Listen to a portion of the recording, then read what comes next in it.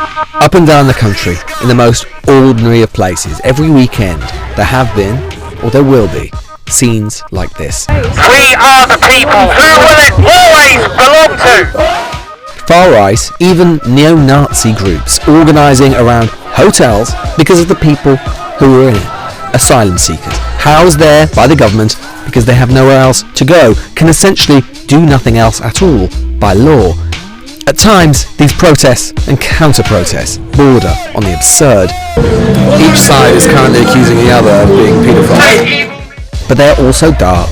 This is an old story, the oldest, of blame and fear, fused with a much newer one, where misinformation rules, divides and conquers. The story of the stirrings of a new, small, but increasingly organised far-right, and a story about whether politicians and some parts of the media are making their task easier, not harder. The British people deserve to know which party is serious about stopping the invasion on our southern coast and which party is not. Some 40,000 So we're on our way to Rotherham, which we're told is going to be actually one of 5 far-right demonstrations this weekend alone, centred on refugees staying in hotels or protesting in local town halls about refugees staying nearby. A lot of people feel that one in Rotherham could be particularly difficult, partly for historic reasons, tensions around the town, historic stories in the town about grooming gangs and things like that, which has previously been a centre of far-right activity. And there's going to be a counter-protest there, and there's going to be a big police presence, because after what happened in Liverpool, obviously there's fear it turns very ugly.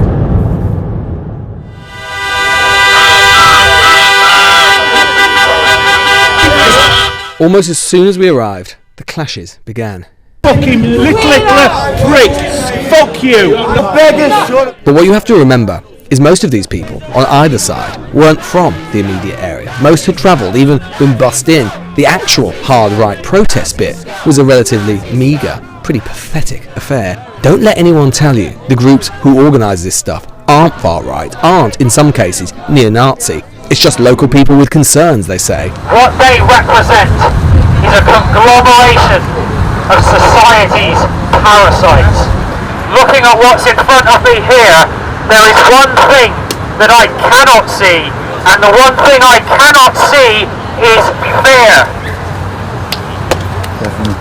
By the way, anyone who tells you that at least some of these people aren't far-right or neo-Nazi are either lying or they're ignorant. Some of these people are almost literally dressed up as Nazis. We saw Heil Hitler salutes and the rest. But they do, increasingly, very successfully play on very real fears. Throw in my passport, change my identity, get a dinghy, get a boat, turn up at Dover and pretend I'm an illegal migrant right now and get everything paid for. I'd be put up in a hotel, given food, water, electricity, heating. That's what I mean when there are people in this country right now that are starving, that can't afford to eat and can't afford to pay their bills. I'm Rosie Carter, I'm Director of Policy for Act Not Hate. They want to whip up tensions, so as we saw in Kirkby, where we saw this kind of huge demonstration that was largely locally led, we know that the far-right had been very active there in the weeks preceding.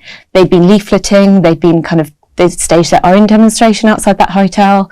They'd been kind of pushing the buttons locally and starting to kind of whip up this issue, partly to try and kind of boost their own platforms and to try and kind of gain momentum. And on these sorts of issues, they are gaining momentum. Some very right-wing groups over there. Patriotic Alternative is a very right-wing, far-right group.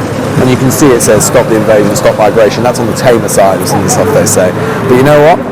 They are getting motorists go by, beeping in support. Not inconsiderable number.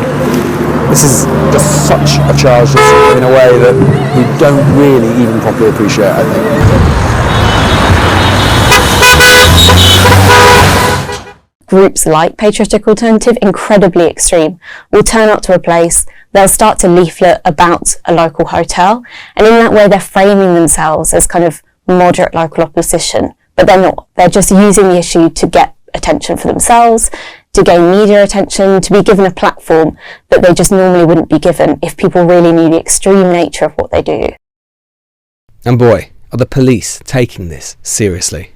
It feels as if half the South Yorkshire police are here today, and it is indicative of just how seriously the police and the authorities feel they're going to have to take these sorts of protests which are happening up and down the country now. And that is no surprise. The counter-demonstrations, made up of myriad groups, are as charged, as passionate about their cause. Talk to people here, and yes, hatred of government policy, a sense that government rhetoric is enabling the far right, and even, yes, they say fascism isn't far from people's lips. Refugees and asylum seekers have a right to be here. We've got a moral and a legal duty to look after them, and we don't want fascists basically telling them to go home. You know, I was going to say, you know, we know what fascism did in Germany, and we don't want that here. This is an issue that the government is just like not doing enough about, and they're constantly promoting this whole idea of that you know, refugees are illegal immigrants and they shouldn't be in this country. The other thing I think we need to do, and one of the reasons I'm here, is to really bust the myths, I think, about the numbers of people that come and the ease with which they come, and the fact that they get council houses before anyone else, the fact they get jobs before anyone else, and so on.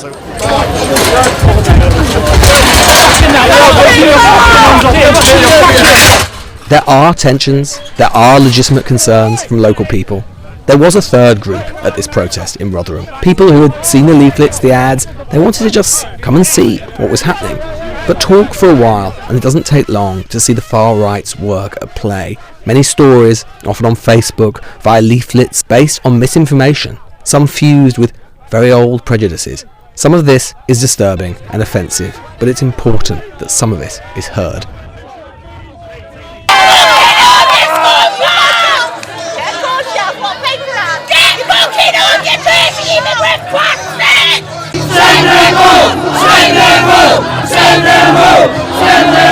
It's the calm before the storm. This Calm before the storm. Yeah, this is now compared to what it'll get like. If more trouble coming here, the locals won't put up for much longer. Even the Englishmen, no one's going to put up for much longer. I want like as soon as the lights go on, the sun goes down. It's all bollocks. Says you. Yeah. So you're an immigrant believer then, yeah? I am. Oh yeah. Right. Go and pray to a mosque then. It looks like you might not. Go pray to a mosque. What do you mean by immigrant believer? What does that mean? Mate, he believes that immigrants should be here.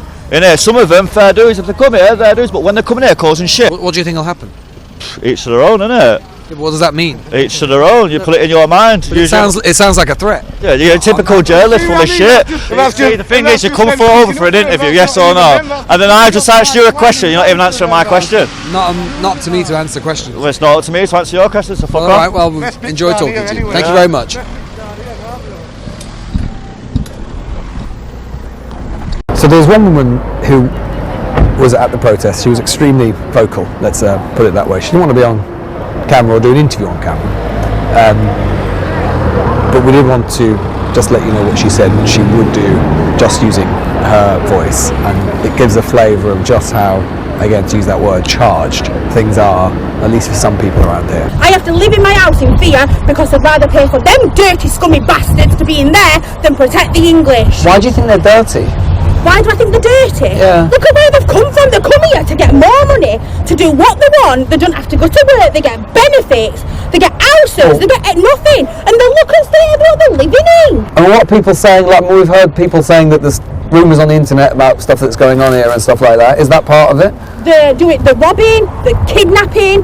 They're raping kids. Kidnapping? Yeah. They'll do anything to be sleeping with 11-year and 12-year-olds. They're selling drugs. They're picking people as young as 7 up on streets to be runners for them. To be runners. Have you always felt so strongly about this, or is this something that's new? You hate them? Yeah, why should I like them?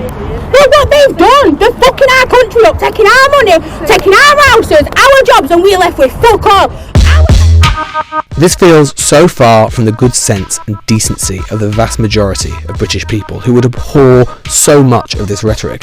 But the small boats issue has been leapt upon by some very dark forces, exploiting a failure of government, a failure to explain and to reason, sometimes of the wider media as well. It could yet be the perfect petri dish for the far right to thrive. In so many places, the air is filling like a balloon. We should all be worried that at some point it will be able to take no more. Put your fingers down. Get over it.